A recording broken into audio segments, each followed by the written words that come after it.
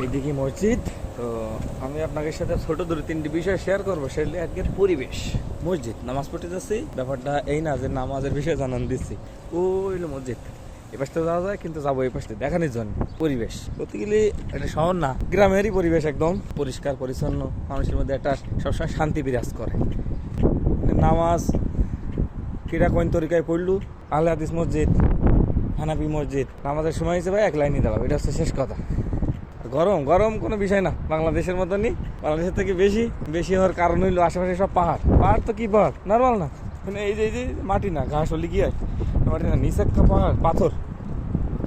এই পাথর যত গরম হয় তত দিনের তীব্রতা বাড়ে, আর গাছপালা কম, তো এই জন্যই গরম লাগে বেশি। এই যে মসজিদের গলি, ওই সামনেটার সাথে প্রত্যেকদিন দেখা হয় মসজিদের, নামাজই ভালো। আর এটাই লোকের বাড়ি। আর আমাগির এক পূর্বাচল এক্সপ্রেস হয়ে আর ওই যে মাওয়াতে এক এক্সপ্রেস হয়ে পাই, তো আমরা বিশাল ধন্য মনে করি, বিশাল উন্নতি গেছে দেশ মনে করি। হ্যাঁ, বাংলাদেশ উন্নয়নশীল, সেই হিসাবে যাওয়া হয়েছে খুব সুন্দর, কিন্তু লুটপাট হয়েছে বেশি আমি মনে করি। আর এই জায়গায় ওই যে রাস্তা গাড়ি যাচ্ছে সারা জায়গায়, হাইওয়ে সব এক্সপ্রেস হয়ে, উফ খুব সুন্দর খুব সুন্দর। হ্যাঁ, এই যে পাহাড়ের গা ঘেঁষি রাস্তা হয়ে গেছে। এই মসজিদ নিচে ওঠা দিত, কিন্তু আমি ইচ্ছা করে উঠলাম মধ্যে। বাংলাদেশে পাহাড় যেন নর্মালি মাটি না, দিব্যি পাথর, এই পাথর কাটিয়ে রাস্তা করা। নর্মালি যে পিচ রাস্তা হয় সেই পাথরে দেখতে দেখতে কত দূর উঠে গেছে। কিন্তু নিচে গিয়ে ও আমার ভাইয়ের দোকান, ওই দোকানের ছাদ বরাবর উঠে গেছে। আর এদিকে মসজিদের বিল্ডিংয়ে, তো ওই সামনে দরজা খুলে নিচে দিয়েও যাওয়া যাবে, নিচ দিয়েই ঢুকবো।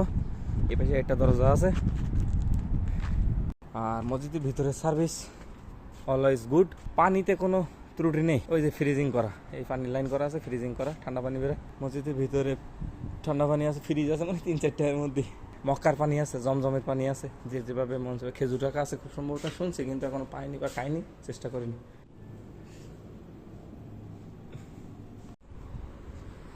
এইটিং the most purified water of the world, জমজমের পানি নিয়ে আসলাম, সেই সাথে খেজুর।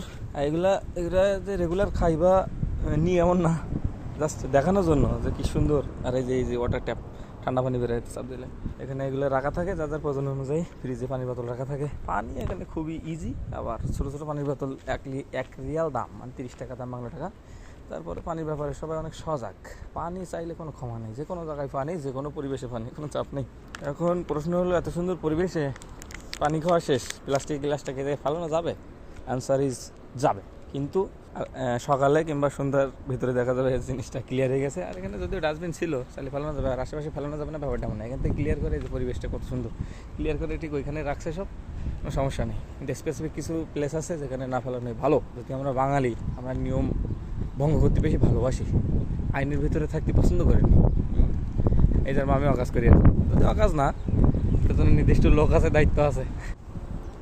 এই যে ওই জায়গায় একটা বোতল ফেলা নেই, আশেপাশে ময়লা আছে, কম বেশি ফেলানো যাবে না এমন না, তবে যে যতটা সতর্ক থাকা যায়, পরিষ্কার পরিচ্ছন্ন থাকা যায়, এটাই। আমি চলে আসলাম, গাড়ি আর গাড়ি, সারা জায়গায় গাড়ি। আমাকে জানাম এলাকায় সাইকেল মোটরসাইকেল, এনে কোনো সাইকেল মোটরসাইকেলের সুযোগ নেই। বাঙালি যদি সবাই সৌদি আরবিয়ান হইতো, তো মোটরসাইকেলের ফিনিকটা আর থাকতো না, সবাই 4 চাকার প্রতি ফিনিক থাকতো। আর এই জায়গায় সব 4 চাকা ইউজ করে।